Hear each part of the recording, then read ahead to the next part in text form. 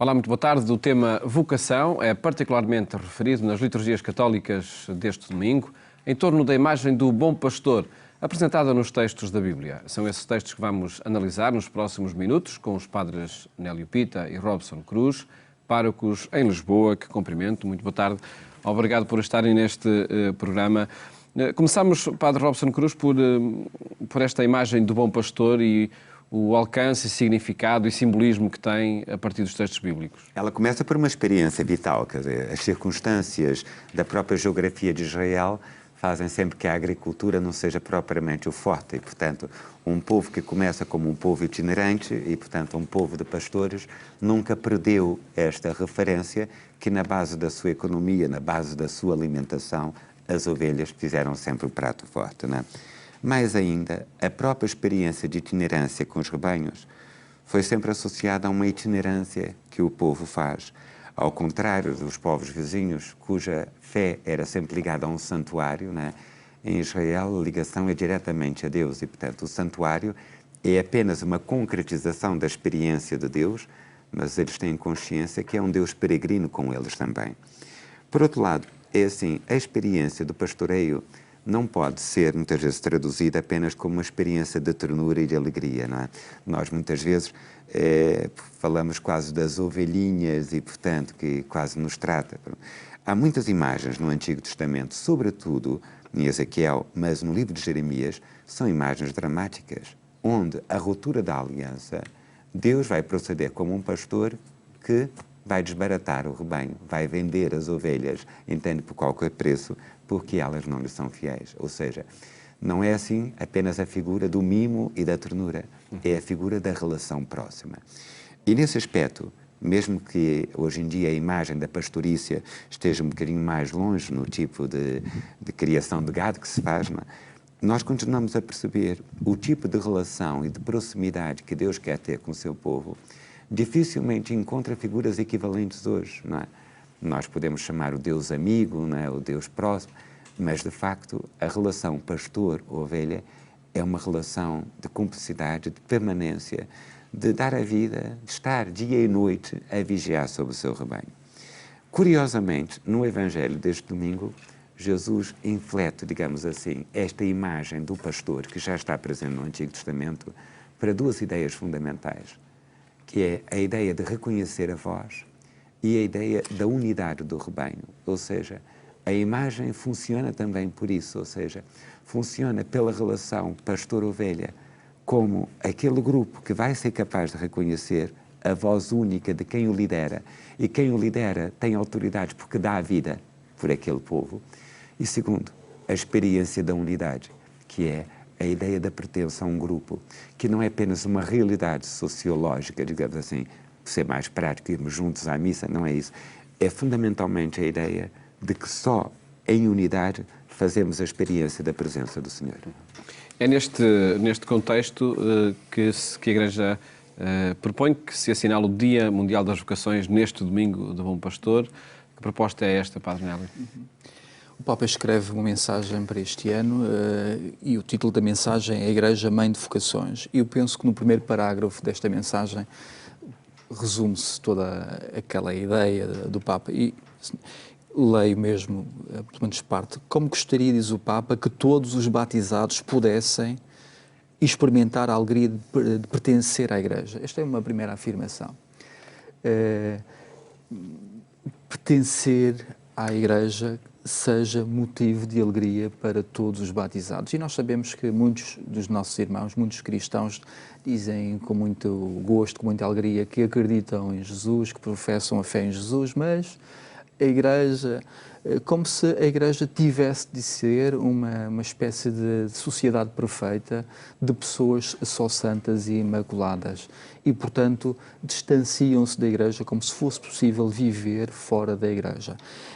E depois o Papa fala da Igreja como casa da misericórdia, e nós conhecemos esta imagem, e eu gosto também particularmente desta, e também a terra onde a vocação germina, cresce e dá frutos. Ora, a Igreja como a terra, parece-me realmente uma imagem forte. Porquê? Porque é da terra, digamos, que nascem, crescem e damos frutos. Eu acho que o problema de hoje é os sem terra. Isto é, das pessoas que se distanciaram da Igreja. E distanciando da Igreja, não há raízes, não havendo raízes, a árvore não cresce e não dá frutos. É por isso que falamos também da falta de vocações. De falta de vocações, evidentemente, à vida consagrada, ao ministério ordenado, mas também há as vocações laicais. As vocações, digamos, de catequistas, de dirigentes de escoteiros, de ministros da comunhão, de cantores, porque são papéis importantes dentro da animação da comunidade cristã.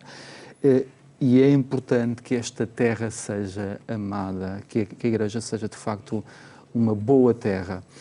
Neste sentido, eu diria até que devemos ser nacionalistas, isto é, amar a nossa terra. A Igreja é a minha terra, é dela que eu tiro a força da minha vocação, é nela que eu encontro outros exemplos, permite-me viver de uma forma coerente, fiel à minha vocação, é, portanto, também nela que eu me sinto sustentado como vocacionado. Independentemente do contexto litúrgico em que este tema da vocação se coloca, acha que a sociedade de hoje inclui esta temática da vocação? Ou seja, procura-se opções definitivas para a vida a partir do que é a vocação de cada um? A palavra vocação, vocar, o Padre Robson é especialista nessa matéria, mas vem do verbo latino vocar, isto é, ser chamado. Isto é, na origem da nossa existência está alguém que nos chama. Isto é, a minha vida não surge do acaso, de um acidente, mas está na origem um ser que me deu vida. E se me deu vida, deu-me também uma responsabilidade, deu-me também uma missão. E a felicidade do homem consiste precisamente em perceber qual é essa missão, qual é essa responsabilidade neste mundo, assumi-la com inteireza, com um compromisso definitivo. É evidente que a sociedade em que nós vivemos não potencia nada aquilo que são compromissos definitivos. Vivemos no tempo do descartável, em que as relações são muitas vezes descartáveis, em que os trabalhos são precários, em que, portanto, as relações ou aquilo que nós dizemos hoje ser para sempre, muitas vezes não parece ser assim tão para sempre. Mas a felicidade do homem, na minha opinião, joga-se também nesta capacidade de descoberta da sua missão, do seu papel que Deus tem reservado para si e no assumir desse papel. E isto é importante porquê? Porque eu acredito que há muitas pessoas, no contexto eclesial, que descobrem até qual é a sua missão, mas depois, por causa das pressões das pessoas que não têm alegria em pertencer à Igreja e das pessoas que não acreditam na Igreja, muitas vezes cedem e vivem vocações ao lado, isto é, que não são vocações autênticas. Não é só no anonimato, é que não assumem a sua vocação. Eu tenho consciência que a minha vocação é ser, por exemplo, consagrado. Tenho a consciência que o meu contributo na Igreja, como casado, é desempenhar este papel, assumir esta responsabilidade. Mas não o assumo. E o não o assumir, estou a prejudicar a comunidade, evidentemente, porque a vocação nasce no seio da comunidade, mas também é para o benefício da comunidade. Não só prejudica a comunidade, mas também estou, digamos assim, a limitar as possibilidades da minha própria realização. Que experiência faz? Eu ia concluir. Diga. Não, é isso mesmo. Perguntava também ao Padre Robson que experiências faz neste âmbito, desta descoberta vocacional nas comunidades por onde que dinamiza. Exatamente, porque é um chamamento, também não se confunde com aquilo que são as inclinações pessoais, quer dizer, e às vezes as pessoas pensam que é preciso ter um perfil único, um modelo, quer dizer, uma atração por coisas ligadas à liturgia, etc. Não é? E eu acho que não, quer dizer, a vocação começa exatamente por isso, ser confrontado com uma possibilidade de existência, seja na vida laical, no matrimônio, não é? Seja depois em outras formas de concretização, até, digamos, de uma forma mais nacional, em institutos seculares, comunidades religiosas ou mesmo, digamos assim, na vida ministerial. O que é importante é também isso, a descoberta, é que quando Deus chama, Deus também vai dando as capacidades para o servir. Né? Minha experiência foi essa, a experiência das pessoas que eu acompanhei também foram essas, ou seja, havia ali sinais de uma grande inquietação de Deus. A descoberta do que é para fazer, isso é que acontece depois na vida da Igreja. E a própria Igreja depois ajuda-nos a perceber que vamos descobrindo capacidades que talvez nunca tivéssemos descoberto se não fosse a própria missão desempenhada. Não é? Agora, surge sempre nesta capacidade de contemplar o mistério do amor de Deus, não é? E se deixar seduzir por ele. E aí acredito que os textos da Bíblia são muitas vezes pontos de partida. Nós vamos analisar os 3 textos que se escutam nas Eucaristias deste domingo, desde logo o Evangelho. Antes da análise, vamos escutar esse texto que é lido nas missas de domingo. Naquele tempo, disse Jesus: As minhas ovelhas escutam a minha voz. Eu conheço as minhas ovelhas e elas seguem-me. Eu dou-lhes a vida eterna e nunca hão de perecer, e ninguém as arrebatará da minha mão. Meu Pai, que nas deu, é maior do que todos, e ninguém pode arrebatar nada da mão do Pai. Eu e o Pai somos um só.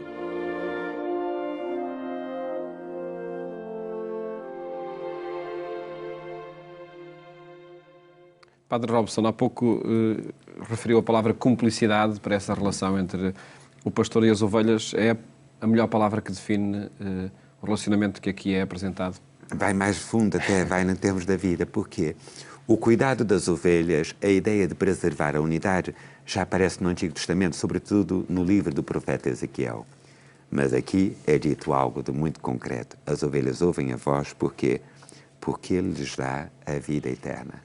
E esta relação não é apenas de cumplicidade, de admiração, de desejo de seguimento, mas é uma relação onde a própria vida vivida é já uma vida recebida, não é? E isto é que é a novidade da forma de Jesus se declarar pastor. Não é apenas quem conduz, não é apenas quem ensina, é sobretudo aquele que dá a vida e que a própria existência pessoal torna-se depois marcada por esse dom recebido. Não é? Que centralidade tem esta figura do bom pastor hoje e quem são estes bons pastores? Quem são os bons pastores? Essa é uma questão bastante complexa. Que eles são necessários para continuar este dinamismo. Eu preferia, em vez da palavra cumplicidade, identificação. Primeiro, a centralidade, de facto, do bom pastor. E é interessante que neste texto tão curto aparece pelo menos 2 vezes o pronome eu. Eu conheço-as, elas ouvem a minha voz, portanto, ele é o centro. E é em torno deste centro que se cria a unidade das ovelhas, do rebanho. É evidente que Jesus diz de uma forma também bem clara que ele é a ponte que liga ao Pai, ao Eterno. Portanto, há aqui uma ligação ao infinito que, por sua vez, liga todos nós que somos seres mortais, finitos. Portanto, há aqui a ideia de unidade que eu acho muito bela e o centro desta unidade é o bom pastor. É evidente que aqueles que são, em especial os sacerdotes que são ordenados, são configurados com Cristo bom pastor e são chamados a ser sinal desta centralidade e desta unidade. Eu diria, e nós sabemos que o pecado, e o pecado existe, é real, é concreto, o pecado, o maior pecado, a grande tentação do mal é dividir o rebanho, é dispersar as ovelhas e, por isso, muitas vezes o pastor é atacado. Mas é importante que nós mantenhamos essa centralidade, isto é, que saibamos superar as nossas dificuldades, as nossas divergências e centrarmos naquilo que é essencial e o essencial é Jesus Cristo. Engraçado que, se nós lêssemos um versículo antes deste texto, Jesus diz: vós não sois minhas ovelhas, diz aos judeus. Porquê? Porque os judeus não ouvem a sua voz. Ouvir a sua voz dá, digamos assim, um elo que une todos em torno da pessoa do bom pastor. Ainda uma pergunta sobre este tema. Ser bom pastor hoje implica ter um ministério ordenado? Eu penso que não tem que ser necessariamente Esse garante da unidade é ao alcance de cada batizado? Sim. Eu acho que um pai de família, um leigo empenhado como prometido, pode desempenhar uma função de bom pastor, evidentemente que não são iguais, nós sabemos disso, são funções diferentes, mas pode liderar uma comunidade, pode animar uma comunidade, pode ser um testemunho para essa comunidade, não tenho dúvidas disso. Avançamos na análise aos textos da Bíblia, nomeadamente a primeira leitura. Em que contexto acontece esse anúncio aos gentios, Padre Robson? E é curioso, começa por ser uma experiência, digamos, de vencer barreiras, e Paulo, que é um homem formado na estrita observância dos preceitos judaicos, quando se converte, sua ideia é derrubar, digamos assim, os muros que separam, construir pontes que os levam aos outros. Nós sabemos que isso não foi sem dificuldade, porque a pregação de Paulo, falando do mistério de Jesus Cristo, vem abolir todo o sistema de mediações que o judaísmo do primeiro século constituía, né? A mediação para a oferenda do sacrifício, portanto, a necessidade de toda uma tribo, digamos, de funcionários do culto para assegurar que alguém pudesse rezar e ser aceito diante de Deus, né? A mediação dos fariseus como garantes da ortodoxia. E tudo se coloca agora nesta possibilidade de encontrar em Jesus o único mestre, o único mediador, o único Senhor da vida. O facto de Paulo chegar aos gentios começou por ser uma experiência não programada. Não lhes impunha que circuncidassem, o que na vida adulta traria certamente dificuldades aos homens, não lhes impunha a observância das práticas judaicas. Perante a recusa, Paulo diz que é um sinal de Deus.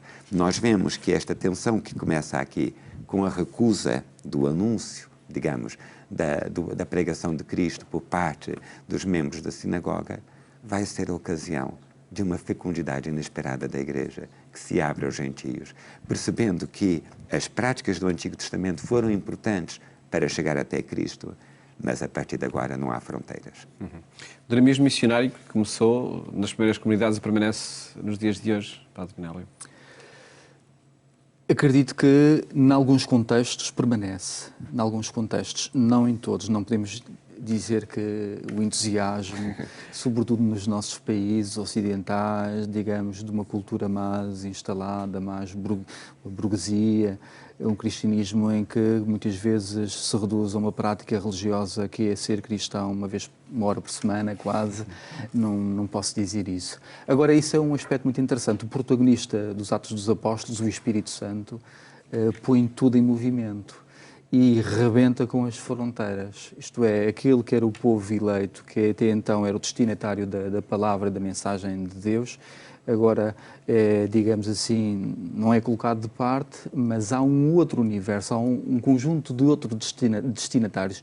E é impressionante aqui, precisamente porque o Espírito Santo ajuda os apóstolos a vencerem preconceitos. Porque havia aqui um preconceito, havia aqui, digamos, um esquema mental que é, digamos, eliminado para se abrir uma nova população.